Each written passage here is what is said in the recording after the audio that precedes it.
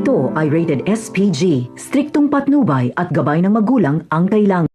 Kahit wala pang kasiguraduhan kung magtatagumpay si Olga at David ay tila nagkakaunsehan na sila. Sinabi kasi ni Olga kay David na kapag makuha nila ang yaman ng mga Montenegro ay hati daw sila. Ngunit hindi payag si David dito. Gusto niya na sa kanya lang ang lahat.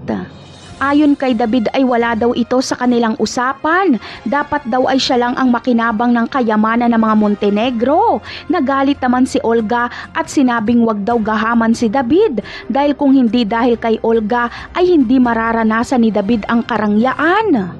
Samantala, dumating naman na si Mokang. Agad siyang sinalubong ni Don Julio at ipinakilala siya ni Ramon dito. Sinabi ni Don Julio na tamang-tama daw ay nandito na ang anak ni Ramon. Kaya inutusan niya si Severino para sunduin si David sa taas. At nang sa ganon ay sabay-sabay na rin silang kumain ng hapunan.